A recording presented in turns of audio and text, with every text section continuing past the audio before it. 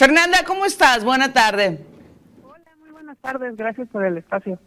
Muchas gracias a ustedes en el IMCO por atendernos siempre nuestras inquietudes informativas. Vamos a ver, cuando ustedes sacan el índice de capacidad de combate a la corrupción 2023, ¿qué es lo que revisan? ¿Cómo llegan a esta información, Fernanda?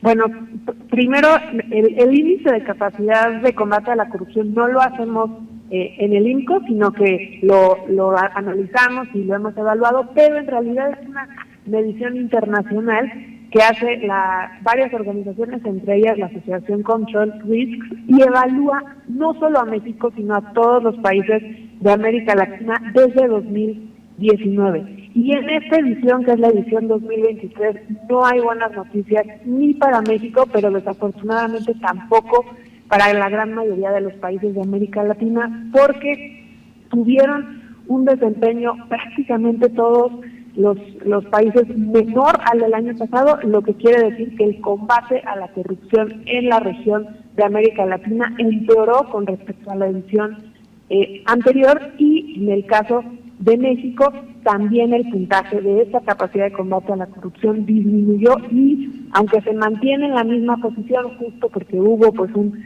desbalance y un peor desempeño en toda la región, pues México presenta un puntaje de pues casi 4 puntos, un poquito más de 4 puntos de 10 que puede analizar este índice, lo que lo posiciona entre los pues últimos lugares, 12 de los 15 países evaluados. Y lo que es interesante es que este índice no solo analiza pues cómo percibimos las personas, los actos de corrupción o las empresas o algunas instituciones, sino cuál es la capacidad que tienen tanto las instituciones en materia judicial, en materia legal o en materia administrativa o del Poder Ejecutivo para combatir la corrupción. Y lo que muestra este índice un año más es que la capacidad en México y en América Latina es insuficiente, y pues se ha visto reflejado ya desde 2019 con constantes caídas en este índice de control riesgo. Seguramente hay situaciones lógicas, Fernanda, que pensamos de inmediato. Por un lado, ¿por qué si hay tanto avance tecnológico, si como población creo que hemos crecido, asumiendo que somos totalmente capaces y además de alguna forma responsables de solicitar información a los entes públicos para que nos expliquen cómo se gasta nuestro dinero, qué es lo que hacen, y que esté pasando eso de alguna manera una especie de retroceso? ¿Cómo se lo explican? Claro, a lo mejor mención aparte tendría, por ejemplo, en el caso de México, la andanada oficial en contra de institutos de transparencia como el INAI.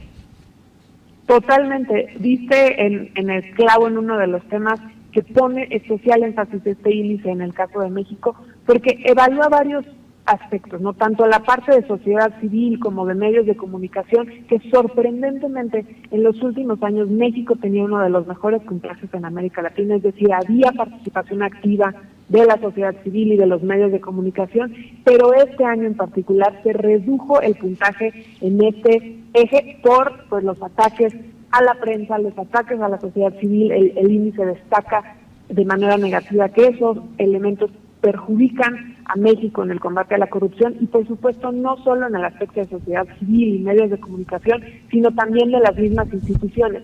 Ese deterioro hacia las instituciones que favorecen la democracia, el INE, el INAI, entre otras instituciones, son especial énfasis en este índice. El deterioro y constante ataque a estas instituciones también ha afectado el combate efectivo a la corrupción en el índice que hoy presentamos o que estamos platicando, y además tiene que ver la tercera parte de este gran complejidad del fenómeno de la corrupción, que es el combate, digamos, ya la sanción, la capacidad que tienen las instituciones, no solo de detectar ciertas prácticas de corrupción o ciertos riesgos, sino también la capacidad para sancionar o para prevenir que no, en la medida de lo posible, no se repitan. Estos tres ejes, no tanto de democracia o instituciones democráticas como sociedad civil, capacidad de combatir, han disminuido desde 2019 en México, y uno de los ejes fundamentales es que la sociedad civil se vio debilitada por los ataques constantes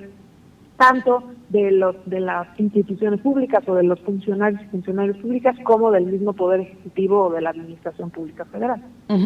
Ahora, y aquí en América Latina, toda vez pues que ya vimos las gráficas y cómo, digo, no quiero plantearlo como consuelo ni mucho menos, que no somos pocos los países de América Latina que hemos descendido en el índice.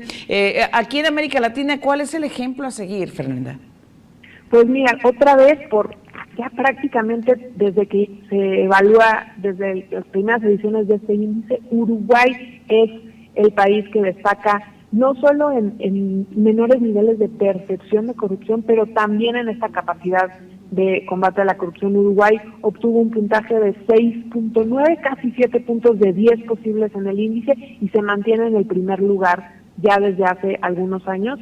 También hay algunas otras países que destacan con un puntaje menor, como puede ser Chile o Costa Rica, que son normalmente los 3 primeros lugares, pero sin duda alguna Uruguay es el que está sobre la región, poniendo el ejemplo, y pues hace que todos los demás, si no cambian, si no modifican ciertas prácticas o ciertas capacidad de implementación de las mismas instituciones en el combate a la corrupción, pues Uruguay se mantiene al frente, pero el resto cae en posiciones porque no logran pues en términos comparativos asimilar o asemejarse a lo que Uruguay está haciendo en estos últimos años.